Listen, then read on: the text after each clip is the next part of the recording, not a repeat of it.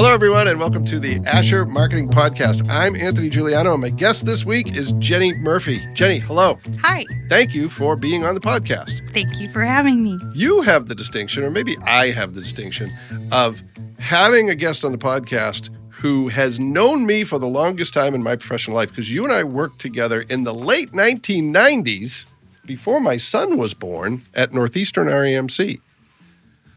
So what was that like in the late 1990s?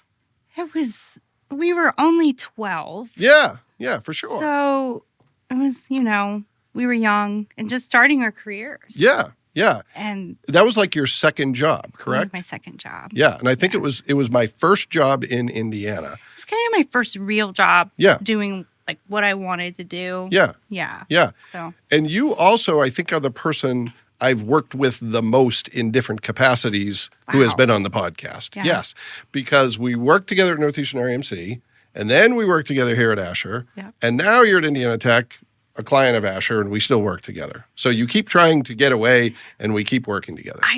I kind of feel it could be the same way, though. It goes both ways. Maybe you're the one to know. Well, let's sort all that out. All right. Well, thanks for doing this. As you know, we talk about career path, which we've already started talking about, but we'll dig into that a little bit more. Then we'll talk about the organization you work for, Indiana Tech. We'll talk about some of the things you're working on, and then we'll do a shorter version of questions at the end. But let's start with career path. So you grew up in Fort Wayne, correct? Yep. Fort Wayne, born and raised. All right. So tell me, when do you start thinking about what you want to do with your career? And where are you headed? And do you continue down that path, or do you go in a completely different direction? Mm-hmm.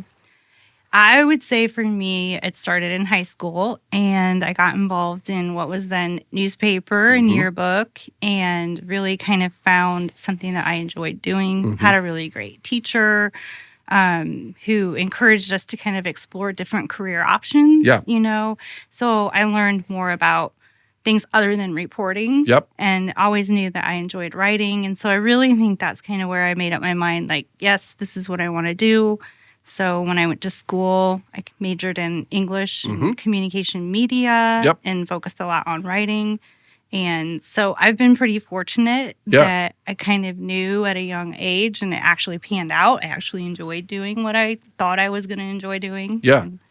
So how do you find your way to Northeastern after school? Is it an ad in the paper, or is it someone who knew about the job? How did you find? And I think, didn't you replace a woman whose name was Jenny Murphy? I did. Yeah, I remember that was the big controversy. Everyone was like, there's a woman coming in named Jenny Murphy, and she was replacing the other Jenny Murphy, which is weird, and I've never experienced that again in my career. Nor have I. Yeah. So how do you find out about that job? So honestly, I think for that job, it was a newspaper advertisement, which at the time was one of the ways you actually found jobs. Sure. Yeah. And I had been working for another agency here in Fort Wayne. It was kind of my first job out of school. Yep. And so I had made some connections through IABC, which was a professional organization that was more active then, I think, than it maybe is now. Yep. And so through that, I knew a few people and was familiar with my boss at Northeastern REMC. And so, the day that I went to interview was actually the day before my wedding. Oh, wow. Okay. And so it was so funny because at the end of the interview, Mike asked me, so do you have big plans this weekend? And he said, well, actually, I'm getting married tomorrow. Yeah. And he's just like, oh, what's your new last name going to be? And I said, Murphy. And the look on his face. And I thought, what did I say wrong? Yeah. He just looked like somebody had died or something. And he was like, no way. He thought someone was playing a joke on him. Yeah. And I had no idea. And this is the esteemed Mike DeFrew, who you and I both worked with. Pretty good boss to start with. Very good. Very fun, and probably pretty easy to work with, I would assume. Yes, absolutely. I had it was a great experience. And with him, I was able to do more design work at the time, and some writing, and he was just really great about kind of bringing me in on a lot of different projects. He was very involved with economic development in Whitley County, and so I was able to kind of learn more about that side of things and Yeah, It a was- lot of it was a good variety in that experience. job. Mhm. Yeah. Okay.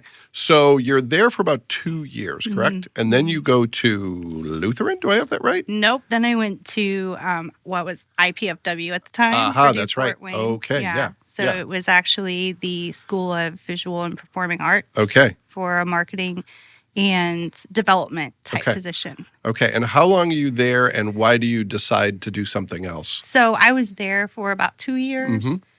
And then we had our first child. Ah, okay. Then my daughter came along, and I realized that at that time I didn't really want to continue working full time Yep. if I didn't have to. Yep. And so that kind of took me home for a few months. Okay. And had a few part-time jobs in between Yep. before I went to Lutheran. Okay. All right. So you're at Lutheran for how long?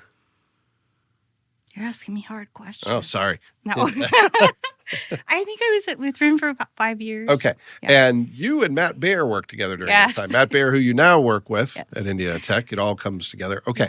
So what is your role at Lutheran? What type of work were you doing? I was public relations coordinator. Okay. And so I All right. worked with our director of PR Yep. on media relations. And I kind of took he took kind of the hard news side of things, and he took the difficult questions that would come Mm-hmm. And is in this from the Jeff media. Thomas? Jeff Thomas. Okay. All right. Yeah. Yep. And then I was more the soft news, good stories, Yeah. just kind of getting the word out about things that were happening at Lutheran. Okay. The good news kind of stuff. All right. And from there, do you go to Brotherhood Mutual? Do I have that right? Yes, that is Okay. correct. I finally got one right. Okay. is correct. So what were you doing at Brotherhood Mutual? Why did you choose to work there? What was that transition like? So when I was at Lutheran, I was lucky enough to my kids were really young, and I was working part-time Yep. at Lutheran. Mm-hmm. And then actually one of somebody who I went to school with Ah. reached out to me, Lisa Grody. Uh-huh. She was at Brotherhood. Yep. And she said, "Hey, I need a good writer, Yep. and I'm looking for, to fill this spot, and I thought of you." Yeah. And I said, "I'm not really interested in going back to work full-time yet." Yeah. Of course, they changed my mind. They Yeah. worked with me. I think my son was getting ready to go into first grade. Uh-huh. And so it was a really, really good transition. It was a great company to work for. Yeah. Yeah. And I was there for about 7 years. 7 years. Yes. Okay. All right. Thank you for not allowing me to make another mistake. And then you come and you work at Asher, And I correct? came to Asher And you were at Asher for a couple for years? a couple of years. Okay. So tell the world or our podcast listeners, what was Asher like for you? And blank slate, talk about whatever you want to talk about. What was it like working here? Well, in all honesty, I have to say that it was one of my favorite jobs. That's what I was hoping you Yes. were going to say. Okay. Yeah. It really was. Okay. Because obviously I'd been on client side Mhm. through most of my career, except Yeah. for the first few months out of school.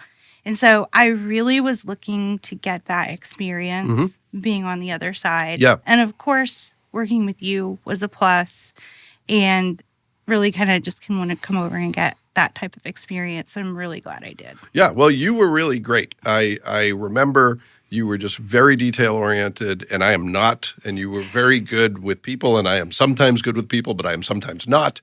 And there were a lot of times where you could kind of tell me, hey, you need to fix this, but do it in a way that was very constructive. So I appreciate that.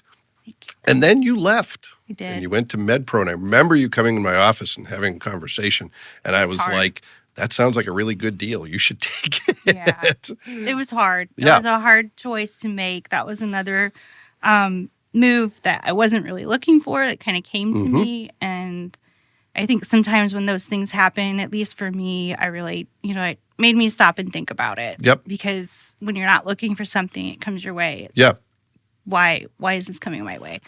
And so that job was really great because it was such a good combination of all of the experience that I had leading up to, including my time at Asher. Mm-hmm. And I think this is what I would say about my time at Asher is like just my relationship and project management Mm-hmm. skills really took off, and everything kind of clicked into place for me as Mm-hmm. far as my interests and where I could see myself going Yep. from there. Yeah. Well, in a really great company, a Berkshire Hathaway company, and you got to work with Reed Trumbull, who formerly is at Asher, and Yes. Andrew Booth, and all kinds of great people. Yeah. And you're at MedPro altogether for how long? For about 2.5 years. Okay. And Yeah. then you go to where you are now, correct? Yes. And tell us where you are now and what your role is, and then we'll talk a little bit about that entity. So now I moved over to Indiana Tech, Mm-hmm. and Matt Bear, who I had worked with at Yep. Lutheran, actually reached out to me about the open position.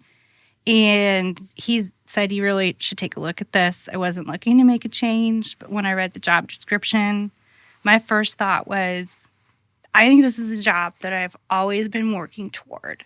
What made you think that? I think it was just a combination of, I could really see how my experiences that I had had prior fit. And it was that next move up for me that I had been looking for. Yeah. And I think that's why I had a few years of moving around where I would stay somewhere for a couple of years and then move on to something else. And I think it's because I was looking for that fit. Yeah. Yeah, well, it sounds like you kind of built on past experiences and brought together that cumulative experience in a really good way. Yes. So how long have you been at Indiana Tech now altogether? Almost 4 years. Okay, all right.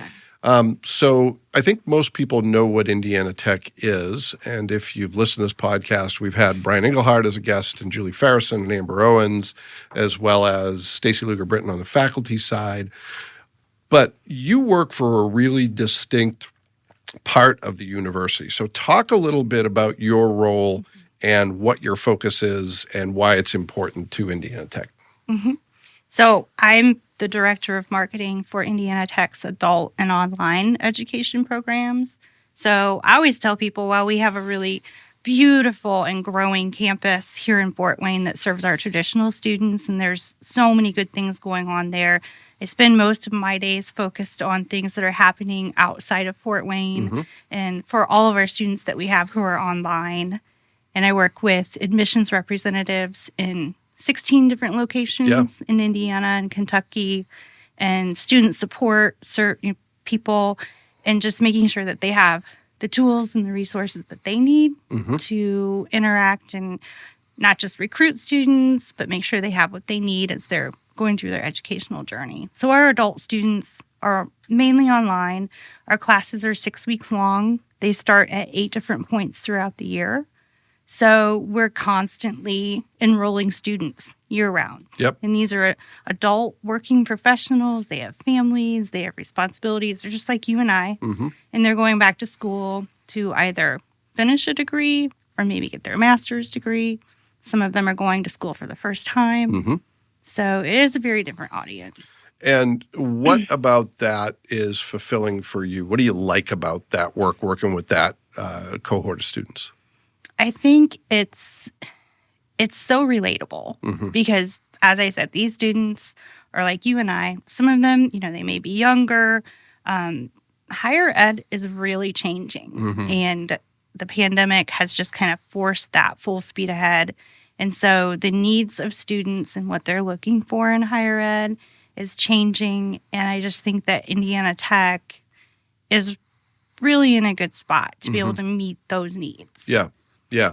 Well, my experience there as a student, and I want to hear about your experience as a student too. My experience as a student was that it was very different than experiences I had had at other institutions, where it was very student focused. The administrative part was super easy.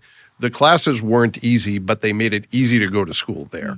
And this was even back in the early 2000s, and I imagine it's only gotten better at that. And you also have the experience of being an Indiana Tech student. So tell us what's that like, where you are consuming the product that you're in fact marketing? I've thought about that several times through my journey. So I started working toward my MBA. It was August of 2019. So I've taken a few sessions off and kind of just taken my time through it, but I'll be finished at the end of April. Nice. This spring. Well, congratulations. So, thank you. I just started my second to last class. Yeah. Well, that's great. Good. Well, that's great. Yeah. But it's so interesting. I don't know that I've ever been the consumer of the product that I'm working for. Yeah. And I've learned a lot. I'm very grateful, obviously, to have had the opportunity to earn my master's degree, but it's been so helpful for my work too. What are some of the things you've learned? Some of the main things you've taken away from that? I think one of the things that I'm most happy about and proud of is I can honestly say that the messages that we create and the stories that we tell are true to life, and they're accurate. Yeah. Because I am that student. Yeah. And I have been that student who has thought, man, do I take a session off? Do I just keep going? Yeah. Take a session off, I might not continue. Mm-hmm. And, reaching out and talking with, someone and saying, I'm really struggling with this class. And they're so responsive and willing if you just ask for help. Yeah. Yeah. Yeah. Well, that's great. And I think it's a unique perspective that probably can help you tell the story even better since you're living it. So tell me a little bit about some of the stuff you've been working on recently. What are some of the big projects that are either keeping you up at night or making you really fulfilled, or maybe a combination of those things?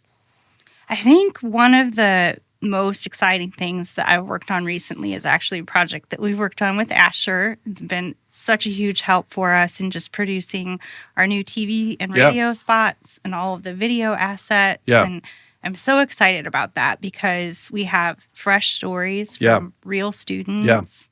And they all have very unique experiences and perspectives. And I really do think they just do a great job of telling the story and making it relatable. I agree. And thanks for working with us on those because it was super fun. And just the ability to hear people's stories beyond just what they're studying. Like Clayton, who was one of the students we featured, he and I actually talked on the phone on Sunday because he's getting a new job and was excited about that and sharing that story.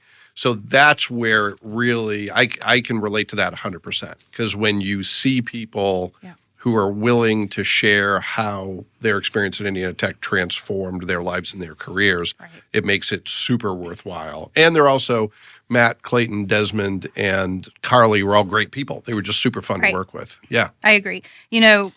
Brian and I were talking about Clayton's job change yesterday. And I was asking, we created all of this content kind of focused on the industry he was working in at the time. And could we still use this? And I thought Brian had a really good point, which is this is kind of what we're in the business of doing, is helping people advance their careers. For sure. That's exactly what he's done. For sure. And so it is kind of a really cool next step.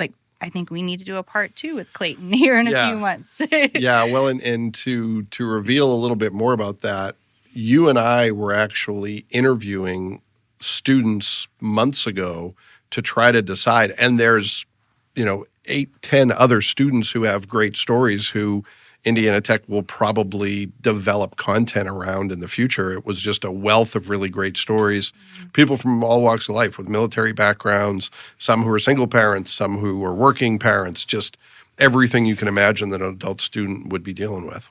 Right. I think that was one of my favorite stories that we've done in the past was following a student named Trisha, and she had her first child, her senior year of high school. And she had such a powerful story. Her family always told her, you'll never, go to college, you're ruining your life. And she, through her employer, became a student at Indiana Tech, and she just finished her associate degree last spring.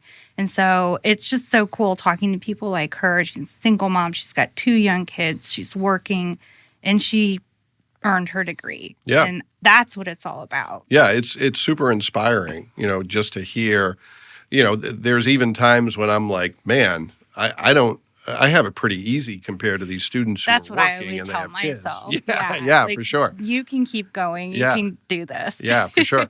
So in addition to that project, what are some of the other things you're working on that are especially important to you right now? I think one of the other things that I really enjoy, I mentioned, we work with a lot of employers, especially with the job market as it is right now. Yeah. It's hard to find and keep good employees. And so I think even more than ever, employers are looking at what sort of benefits can we offer our employees or incentives.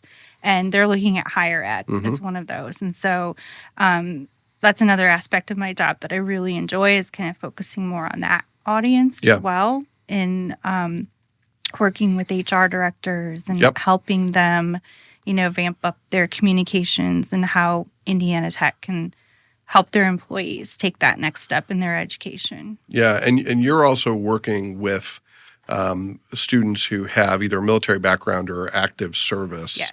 What's that like? What does that involve, and how does that factor into the work you do? It is. We have at Indiana Tech a military and veteran services team.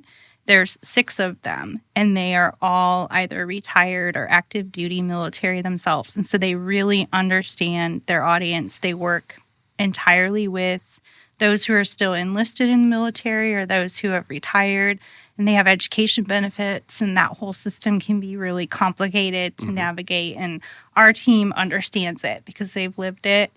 And it's really interesting because there are only 6 of them, but basically we have a national audience of military students that we're kind of working with and trying to reach. And recently we've gone into states like Florida and Texas and having people on the ground on our staff who are in those states working with those people and military who live there. Yeah. And so you're absolutely right. That's a whole other audience that we're tapping into, and just with our programs as they are being online, it's a really good fit for that audience too. Yeah. So you have a big job.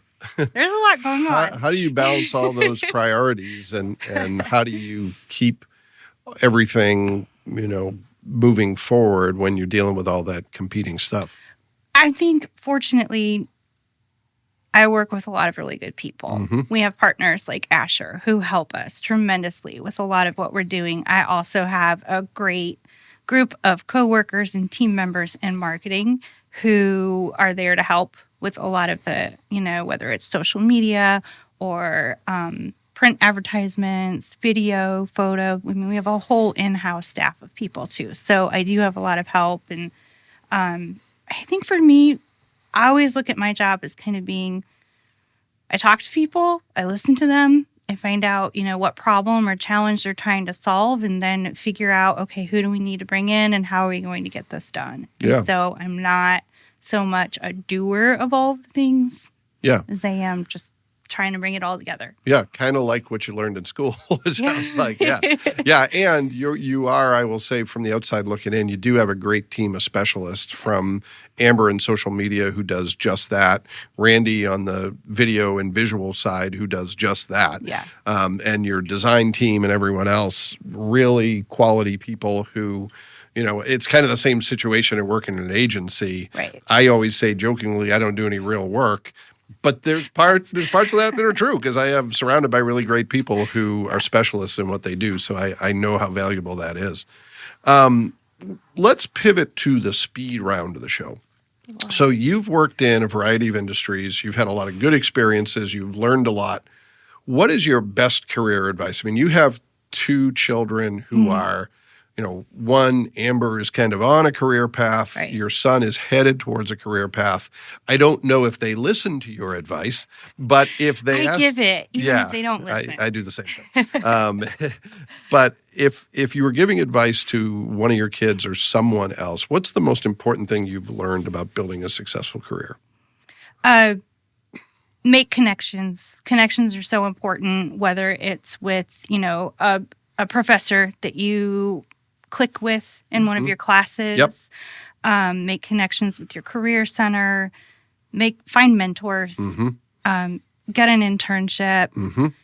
And just talk to people. Yeah. Just make those connections, even if it's your parents' friends or an acquaintance who works in the field that you're interested in.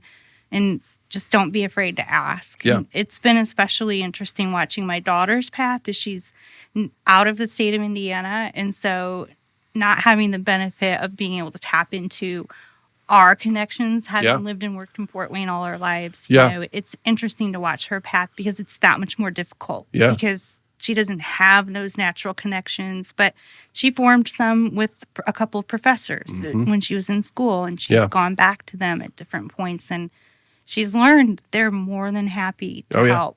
Yeah. And she made that decision super young. When did she move out on her own? When she graduated from high school, like 2 months later. And went like 1,000 miles away. She went to a different state to go to school. And she's not coming back. She's staying there, She's Yeah, where it's she might sunny drag and you there, warm. but yeah. Well, good for her. And no, I think that's great. Yeah. I really like what you said about, professors, most of them really want to help students. They do. And I all don't that's know if missing, students realize that all when that's they're that missing young. is the ask. Yeah.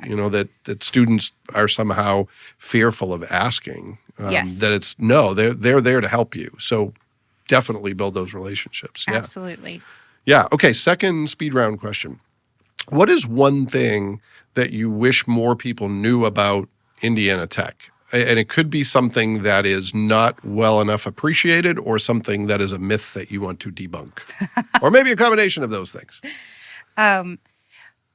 Well, when I thought about this question, two things came to mind. And one is just that Indiana Tech is just such a great part of Fort Wayne's kind of growing and vibrant downtown community. And the campus is growing at the same pace as so many other things here in Fort Wayne. So I'm really proud to work there and be part of that and watch it happen every day. But I think the other thing that came to mind is kind of what I talked about earlier, which is that on the adult and online side of things, and with the changing face of higher ed, universities have really had to move quickly and change pace and try different things, especially since the pandemic. And I'm just very proud to work for a university that is in a good position to actually be able to do that.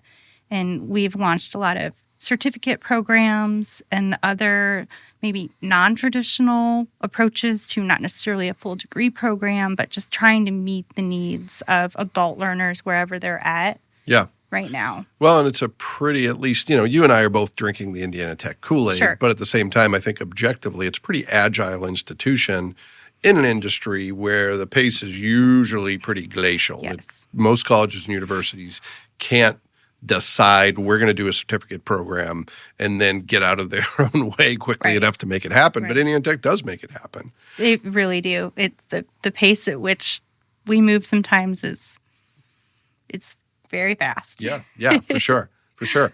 Okay, actually, I'm going to throw another question at you after this one, because this has been way too easy. I'm going to make it difficult. So the third question is, what is one tip, tool, trick, hack, whatever you want to call it, that you use in your work life that you think other people might benefit from knowing about? Well, in all honesty, I am still very much a pen and paper list person.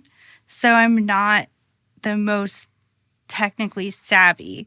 But one thing that I have found through the years that I actually really appreciate is working with a project management or work management type system. And a lot of the places that I've worked for, we've worked, whether it's Basecamp or WorkZone or Reich. And a lot of times in my experience, my coworkers, people kind of groan about having to be in those systems and using them and updating things. But for me, it's so beneficial to be able to look back at projects, and even just from a measurement and reporting point of view, when we talk about all of the things that we're doing on any given day or week, to be able to look back. And I think even as marketers that, whatever measurement and reporting we can do is just so important. And so that's one of the tools that I appreciate having. Well, you know what's funny? I'm looking at Podcast Nick when I say this. I don't say technology tool or hack or tip. You could have said pen and paper. You would have been right. That would have been a fair answer. No, but it's very different than when you and I started our careers, when a lot of it was educated guesses. And now it makes the job way more difficult, but it makes the results potentially a lot better if you actually use technology in a way that kind of serves as that second brain where you remember stuff that otherwise would go off into the ether and where you can act on the data. So, I would agree. I think those tools, sometimes we shake our fists at them, but they're some of the best things we have available to us. All right, here's the wild card question, which has nothing to do with work. What's the best concert you've ever been to? Foo Fighters. Okay, which one? It was 2019. Okay. And I also saw them in 2017. That might have been the best because that was the first time I saw them. Okay. Both of those were in Noblesville. Nice. And I had tickets for their 25th anniversary tour, but COVID Oh, destroyed man. that among other things. So is that going to be rescheduled? I don't know, because that would have been 2020. Yeah, geez. Yeah. Well, I saw have you read Dave Grohl's book? I haven't. Yeah. I started it, and like a lot of things that I start, I didn't finish it. But I saw the Foo Fighters at Austin City Limits when Dave Grohl either had the broken leg or I was... saw him when he had broken leg too. So did he have the Game of Thrones Yes. chair with the guitars? Yes. That was super cool. Yeah. You know what? It was such a great show. It didn't even occur to me until like halfway through. That guy is up there sitting down, like pounding his cast. Yeah. Yeah. Yeah. I didn't even realize he was sitting down that whole time. Yeah, well, I think the story is that he actually came back the night he broke his leg and continued. I think. I might be imposing that on reality. But all right. Well, I was guessing you would say that, but I was willing to be surprised. It could have gone any direction. Yeah. But that All was right. the first that came to my mind. All right. Well, Jenny Murphy, it has been a true pleasure having you on the podcast, and it is a true pleasure knowing you and working with you. So thank you. I feel the same. Well, thank you. And thanks to everyone who took the time to listen to this episode of the Asher Marketing Podcast. We will be back next week with another great guest, and we hope you'll join us then.